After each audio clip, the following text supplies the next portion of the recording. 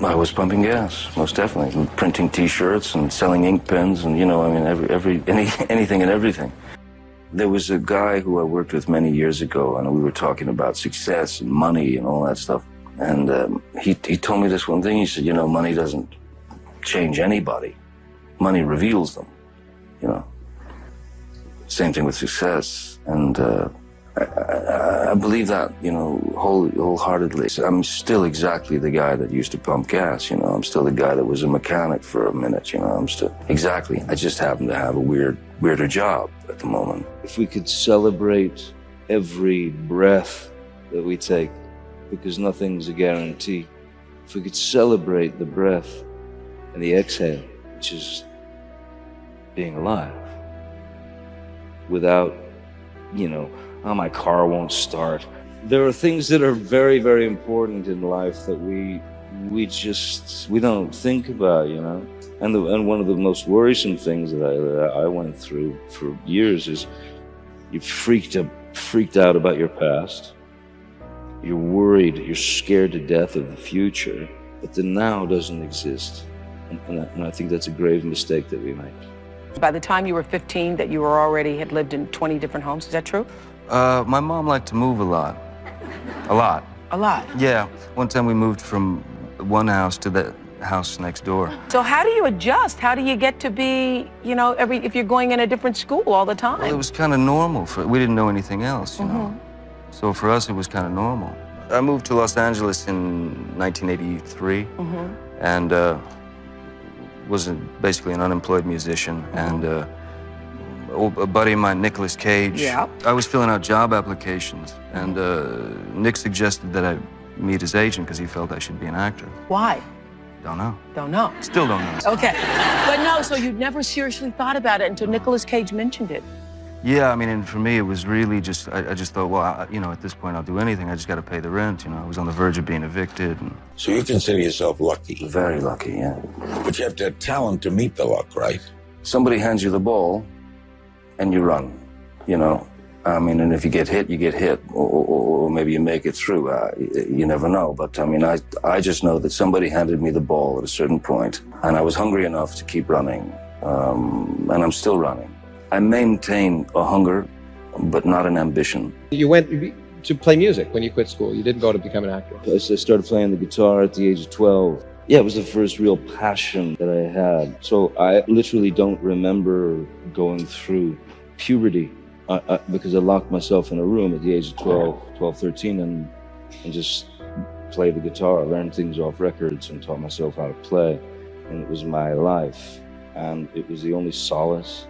It was the only sanctuary. It was the only security. It was my first love. You have to realize that whatever your day is, whatever you're doing, whatever your job is, whatever people think of you or project you to be, none of it matters, really, until you look round and see people who are in need.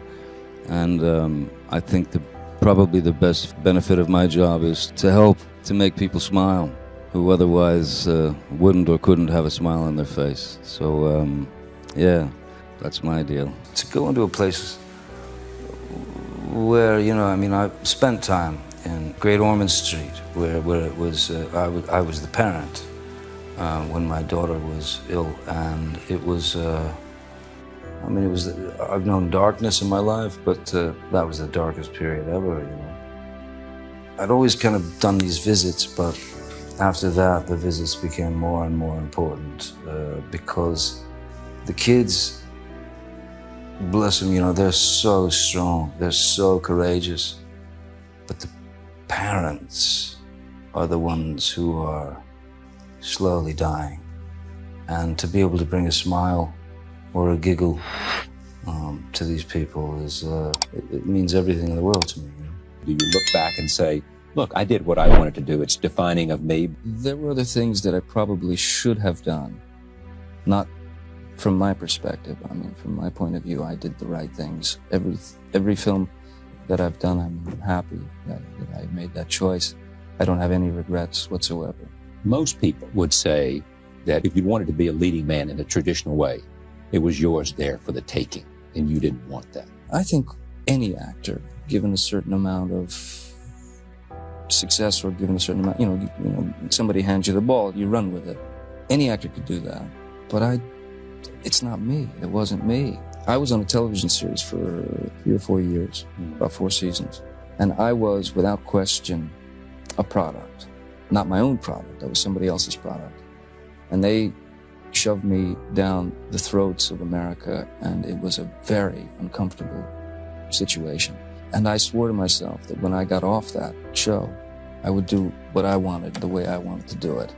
And I stick to that. So, I mean, if I had to do leading man things just to continue to be an actor, continue to work, I'd rather go back to pumping gas. What do you think when you look at those pictures?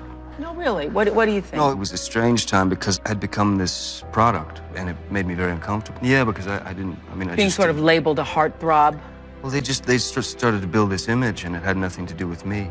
And no one should accept anything but the truth. To have to suffer the ignorance of someone lying to you for some type of gain. And You've never seen any of your films, ever? I tried to see one once because the director asked me to. I fell asleep 35 times. I feel the experience. I'm happy with the process is what I'm interested in. Mm-hmm. The process of creating, the process of exploring, the process of breaking formula. Damaged characters are more interesting. Because that's what's great about the work. Everybody's damaged. Everyone's damaged on some level. And I'm fascinated with human behavior. I'm fascinated with the flaws of the human being. I mean, I'm just fascinated. It's a strange thing because the greatest thing you can do as an actor, I think, is to be an observer. And at a certain point, something bizarre happens and you're not able to observe in public anymore because everyone is observing you. So that's a kind of danger. Since May 27th, when my daughter was born, I have been floating. I smile constantly, which I never did before. And you never imagined you would have it this kind of...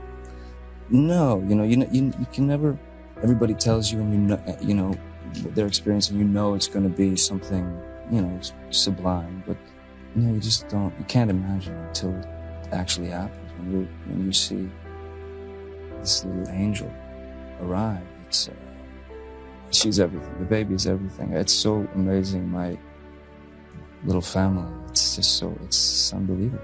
It's, I don't know, it's the only thing that's ever happened. Really, the only thing.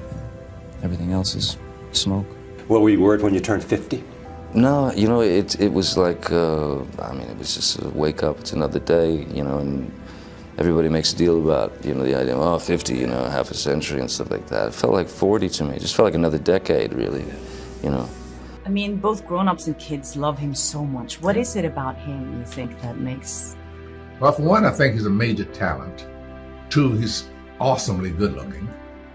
3, he's not like most people we know. There is something offbeat about him that is intriguing and ultimately attractive. There's something magical about him. My kids call him Uncle Fun, and he is, when you are with him, you are pretty certain that nobody else is having as good a time as you are. I came here for you, the people, who, through whatever good times or bad, have stood by me, trusted me, and you've, thank you. And you have no idea how much I appreciate it. I love you too.